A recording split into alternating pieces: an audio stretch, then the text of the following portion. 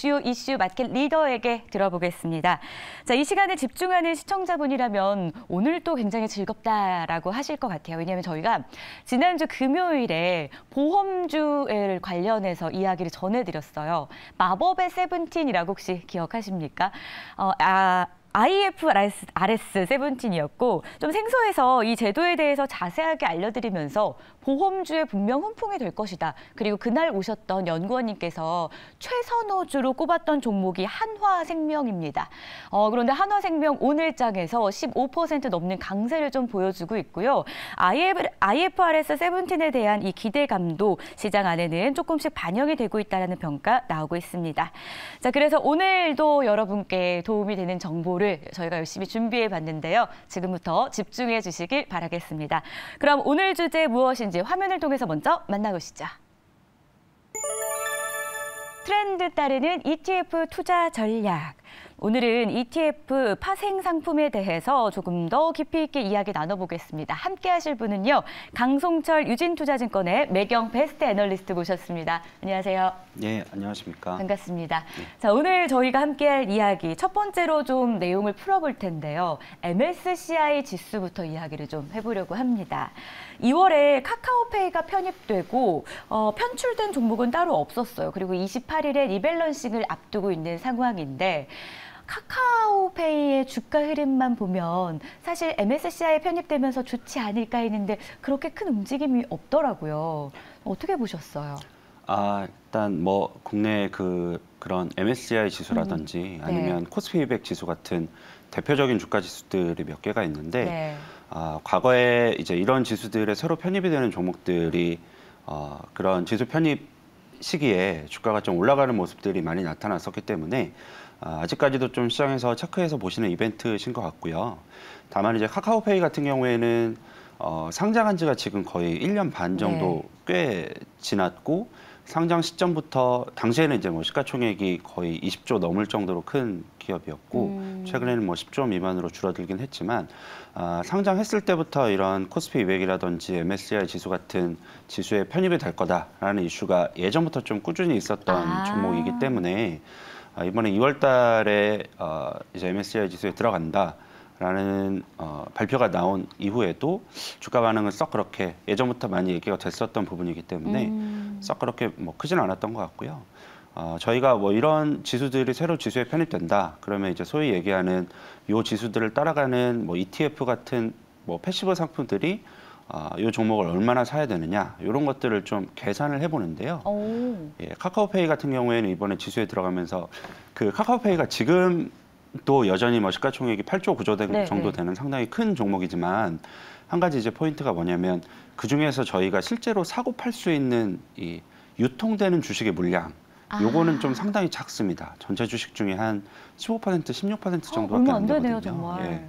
근데 뭐 코스피 200이나 MSCI 지수 같은 이런 지수들은 이 거래될 수 있는 정도의 주식을 지수에 편입시키는 방식이기 때문에 시총이 10조 되는 종목이어도 실제로 지수에서 차지하는 비중이나 이제 사야 되는 정도는 좀 작을 수 있다라는 거죠. 그래서 카카오페이 같은 경우에는 이번에 MSCI 지수에 들어가면서 뭐 ETF 같은 상품이 사야 되는 금액을 저희가 뭐 700조, 800조 정도 이렇게 계산을 하고 있는데 뭐 은근히 이제 외국인들 같은 경우에 작년 11월 이후부터 카카오페이 주식을 한 500억, 400억, 500억 정도 순매수를 하고 있는 상황이어서 뭐 이런 거를 봤을 때도 좀 많이 미리 좀 많이 반영이 된 부분이 있는 것 같다 이렇게 생각을 하고 있습니다. 카카오페이는 2월 말에 일단 신규 편입이 됐는데 그 전부터 편입 이야기가 나오다 보니까 선반영이 되었다. 저희가 좀 이렇게 생각해봐도 되겠습니까?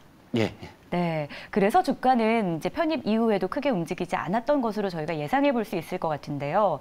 그런데 MSCI 정기 리뷰가 5월에 있고 그리고 에코프로, 한화 에어로스페이스가 편입 가능성이 또 열려 있다라고 해요.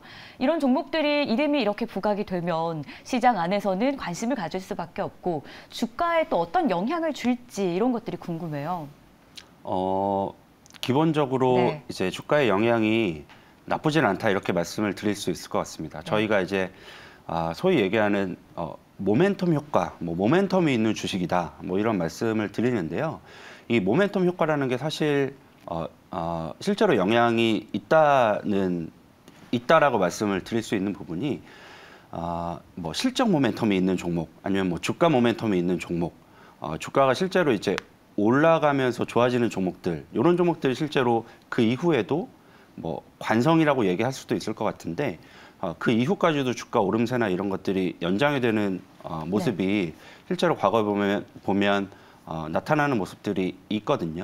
근데 이런 지수에 새로 편입이 되는 종목들 같은 경우에는 뭐 코스피 200이건 MSCI건 다 비슷하게 이제 주가가 올라서 시가총액이 커진 종목들, 그런데 아직 대표 주가 지수에 안 들어가 있는 종목들이 어느 정도 이제 시가총액 허들이 넘어가게 되면 그때 이제 지수에 새로 편입이 되는 다 그런 방식이기 때문에 지수에 새로 편입되는 종목들이 기본적으로 모멘텀이 있는 종목들이다. 그러니까 모멘텀 효과를 기대할 수 있는 종목들이다.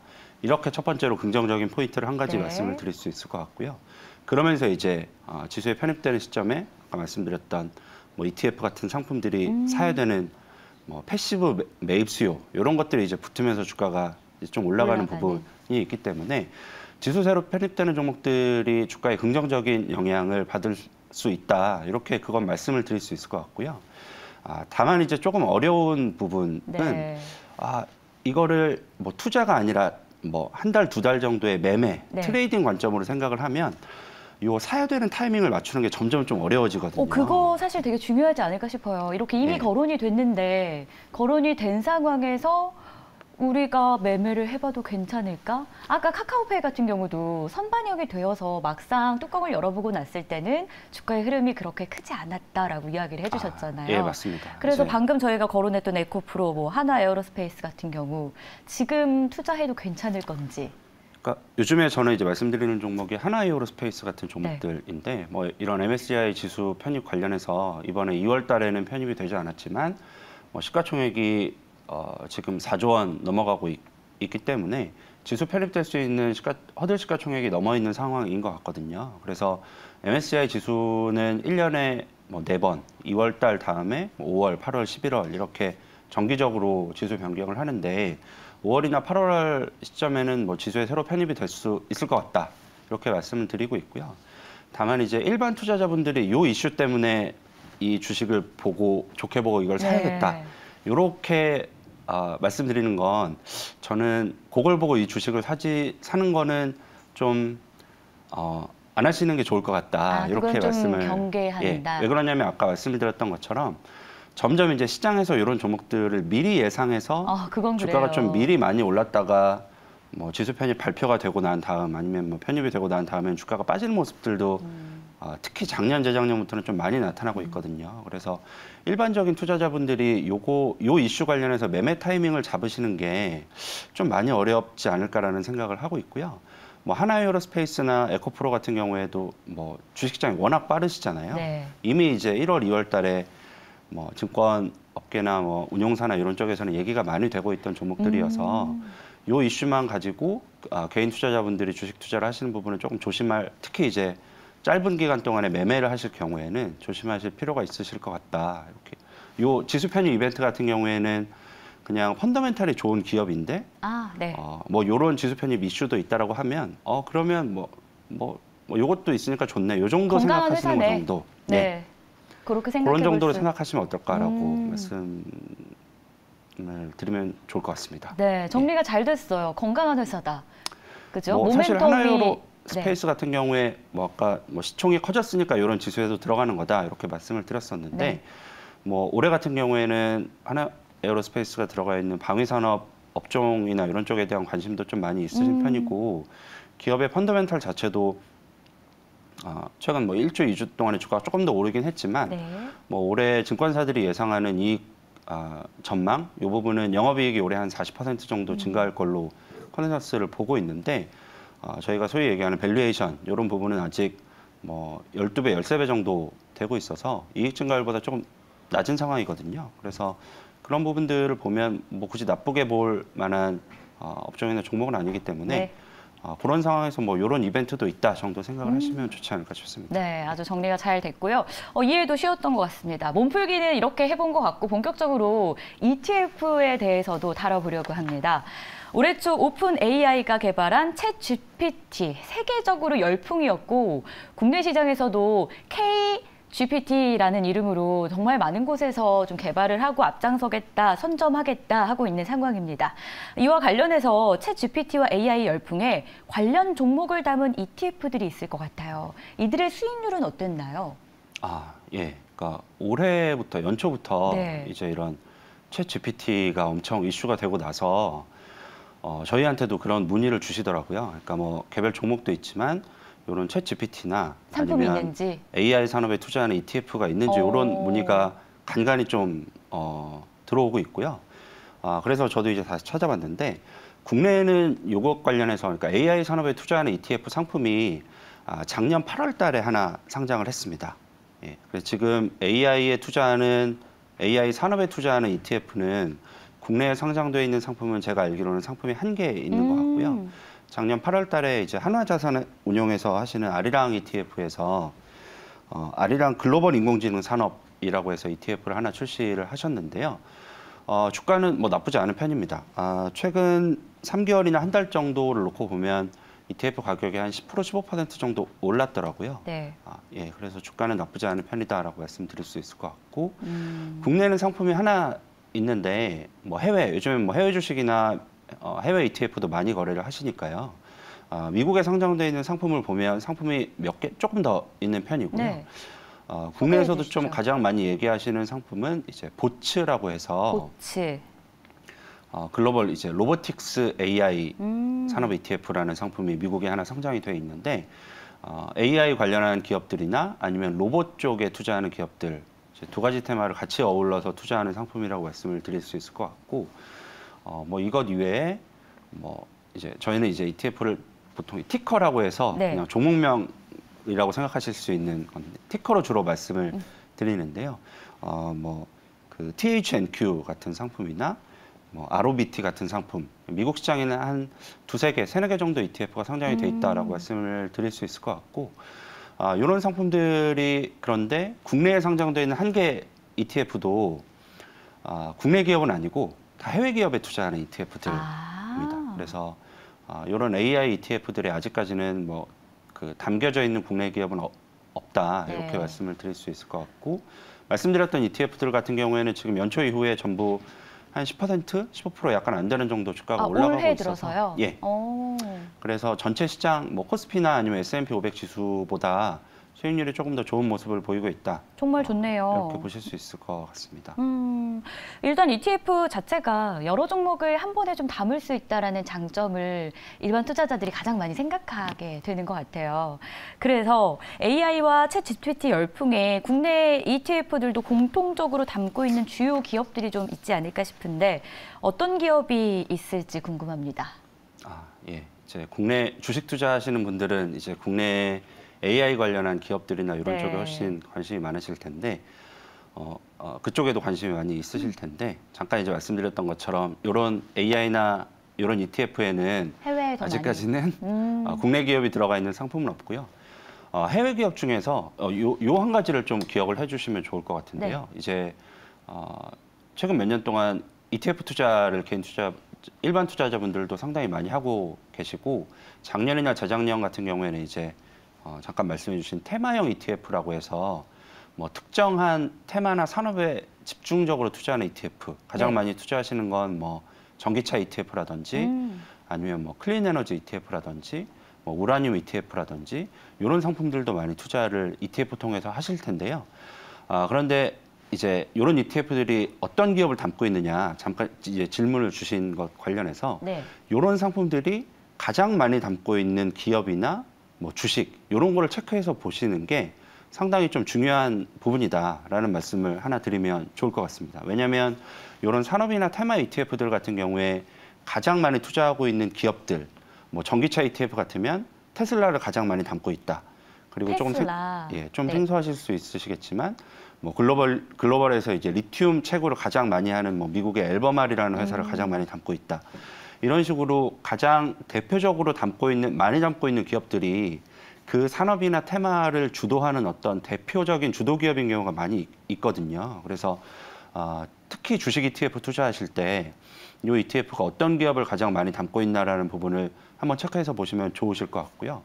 그런 측면에서 이제 이런 말씀드렸던 몇 개 AI ETF들이 어떤 기업을 가장 많이 담고 있느냐, 네. 이 부분을 좀 관심 있게 보면 지금 가장 많이 들어가 있는 기업은 미국의 엔비디아라고 말씀드릴 수 있을 것 같고요. 엔비디아는 오늘 참 핫하네요.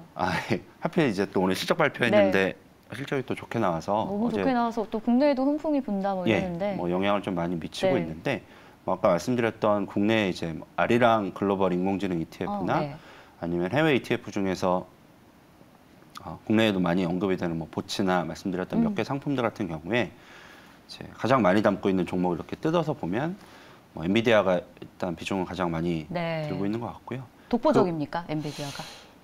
엔비디아는 뭐 표현이 좀 독보적이라고 하면 좀 센데 상당히 많다라고 말씀드릴 수 있을 것 같습니다. 그리고 그 밖에는 저희한테도 뭐 친숙한 마이크로소프트 같은 기업이나 뭐 이런 미국의 대형 테크 기업들, 그러니까 테크 기업들 비중이 아무래도 높고요. 미국 기업들의 비중이 또 높은 편이다. 이렇게 말씀을 드릴 수 있을 것 같고 조금 더 이제 세부적으로 들어가면 저희도 저도 처음 들어보는 미국 기업들이 몇 개 있는데 그런 기업들도 좀 들어가 있는 것 같습니다. 네, 저희가 이렇게 산업 관련된 ETF 이야기를 해봤는데요. 사실 그거 외에도 금이라든가 뭐 달러 ETF 등 다양한 종류가 좀 있다고 알고 있습니다. 그래서 궁금해요. 저희가 좀 관심을 가져볼 만한 업종이나 ETF는 어떤 것이 있는지 이렇게 금이라고 추천해 주셔도 되고 달러일 수도 있고 아니면 어떤 산업의 업종을 또 이야기해 주실 수도 있는데 큰 그림에서 이야기를 좀 부탁드릴게요. 그 ETF가 뭐 장점 중에 하나가 저희는 이제 주로 주식을 많이 보긴 하는데 뭐 거의 모든 뭐 주식도 그렇지만 거의 대부분의 자산을 추적하는 ETF 상품들이 뭐 국내나 해외에 상장이 되어 있기 때문에 뭐 주식뿐만이 아니라 다른 자산들 뭐 채권이라든지 방금 말씀 주셨던 뭐 금이라든지 이런 자산들에도 ETF를 통해서 좀 쉽게 거래를 할 수 있다. 예전보다 상당히 쉽게. 그게 이제 ETF라는 상품의 장점 중에 하나인 것 같고요. 사실 작년 하반기나 뭐 이럴 때 주식시장 상당히 안 좋았는데 오히려 더 많이 관심을 가지시고 이제 좀 예전보다 핫해진 부분들이 ETF 안에서도 채권 ETF였거든요. 사실 개인 투자자분들은 예전에는 뭐 일단 개인 투자자분들이 채권이라는 자산에 투자를 쉽게 하실 수 있는 방법도 없으셨고 더더군다나 ETF 중에서는 채권 ETF 상품이 없지는 않았지만 거의 개인분들은 거래를 많이 하지 않으시는 이제 상품이었는데 특히 작년 하반기부터 이제 채권 ETF도 개인 투자자분들이 일반 투자자분들이 상당히 많이 거래를 하고 계시고 실제로 최근에도 이제 뭐 이런 문의를 가장 많이 주시는 쪽이 채권 ETF 쪽이기도 하고요.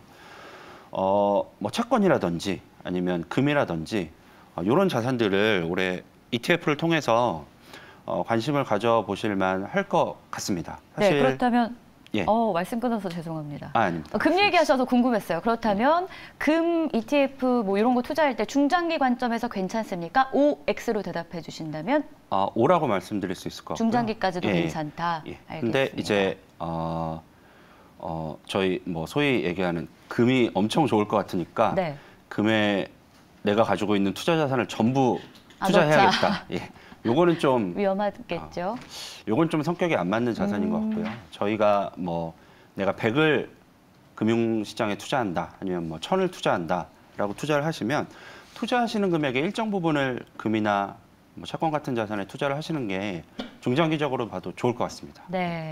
두 가지 정도 이유를 뭐 금 관련해서 생각을 하고 있는데 올해 이제 주식시장이 연초부터 좀 왔다 갔다 하고 있는데 뭐 경기 부진이라든지 아니면 경기 침체 같은 부분들에 대해서 여전히 좀 많이 걱정을 하고 계시는 상황이시잖아요. 근데 그리고 그것에 대해서 뭐 앞으로 어떻게 될 것 같다라는 부분에 대해서 아직 좀 확실하게 좀 얘기를 할 수 있는 부분도 아니고 그래서 실제로 이제 경기가 부진해지거나 경기가 침체로 가게 되면 금리가 내려가면서 채권이나 금 같은 자산이 좋아질 수가 있거든요. 그래서 그런 측면에서 주식 투자를 하시면서 일정 부분 오른쪽 자산으로 배분해서 가져가시는 게 올해는 괜찮을 것 같다 이렇게 보고 있습니다. 네. 자, 이렇게 해서 오늘 저희가 ETF에 좀 주목해 볼 만한지, 그리고 관련된 업종이나 또 상품들은 있는지 좀 구체적으로 살펴봤습니다. 도움이 되셨길 바라겠고요. 지금까지 강송철 유진투자증권 매경 베스트 애널리스트와 함께했습니다. 고맙습니다. 감사합니다.